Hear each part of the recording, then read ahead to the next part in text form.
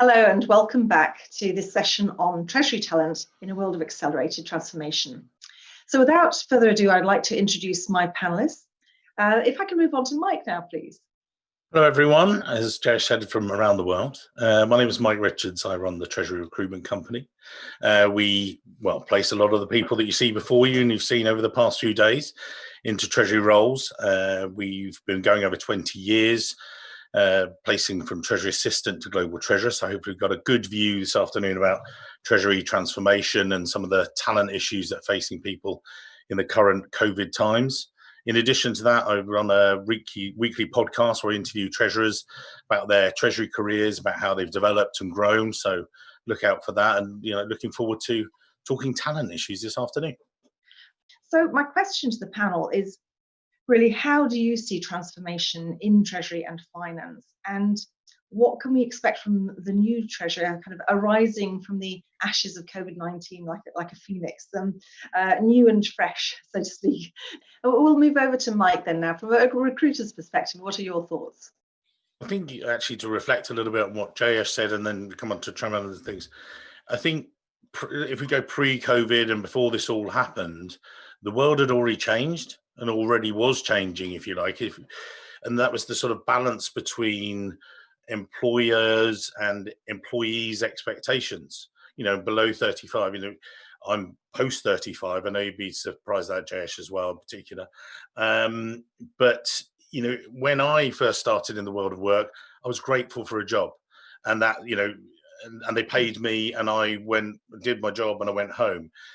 I did this talk in Brussels at one of the conferences, and we were talking about my 16-year-old daughter, who just was asked a question, and she at the time, she's a few years older, but she said, she was getting a job as a waitress, and she was saying, what else are they going to give me? I said, what do you mean? They said, well, what are the other benefits are they going to give me? I went, hang on, you're going to serve tables, they're going to give you money, and then you'll take your tips maybe. Yeah, but do I get pension? Do we get benefits? And I think that's the big difference, the actual flip round, if you like, of, employee, employer, and employee expectations. And I'm not saying it's wrong. I think it's actually right, and there's a much better balance. I've written about it before in some of the blogs where, one of them was, I entitled it, "It's not about you anymore, it's about them." And when we particularly focus in on recruitment, for example, one of my clients in the US, they used to try and recruit, and they used to say, oh, well, we're going to give them a big case study to do, and they're going to do this. I went, why? They're not going to, and literally they were struggling. I said, have a coffee with them. Get these guys in the office to be interested in your job. The same with Treasury. I'm trying to do that with some of our Treasury clients now and saying, you need to get these people interested in your job, even if they're applying for it. It's not that they apply, oh, right, well, let's interview them. Well, yeah, now you need to explain why they're going to have a career with you. Where are they going to go in the next 5 to 10 years? What are you going to do for them? And that's right, as it were. I think as we come into then, Traman's mentioning about COVID and everything else, I think it is a temporary bubble, if you like, if that's right. Clients, if you like, will be inundated with candidates. So they'll be like trying to make a move because it's sort of a log jam of the market, as it were. That's going to ease, come September, October. I've not seen that 80% of people want to work from home. I have seen a difference in working patterns. I've got some clients who are saying they are going to be completely flexible at working, but some of the, again, Jayesh mentioned about up to 35. A lot of the guys when I'm talking to, they need to go and see their bosses. They want to, Treasury, if you like, is quite a social experience as well as anything else. It's not just numbers. And if you're a Treasury analyst and you're stuck on a problem, you're not going to look around the room and say, oh, and you're stuck on it. And, you're going to want to turn to your boss. And your boss at the moment isn't a brick wall. And you're going to be, hang on, I want some interaction or I want some coaching.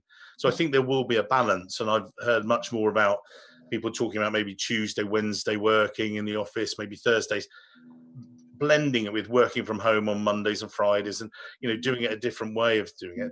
That's where I'm seeing a sort of a change, is probably the best way to change in working. Yeah, absolutely. And it's interesting. I mean, there is a Gartner study on what people are saying about returning to work. There's so many different studies, aren't there? And Yeah. we are hearing from our, large group treasurers that one of their main concerns is the younger members of their team, as in the other newer members of their team, missing out on that kind of being together. Mm.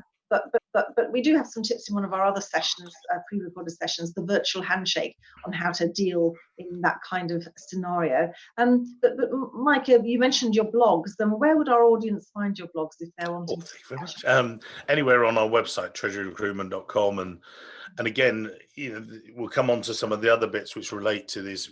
I've got so much from talking to treasurers every week. We've done 110 podcasts now, every week a different treasurer, and some of them talk about topics like this, about the employee experience, but some of them talk much more about the IT aspects, and some of them talk about different things.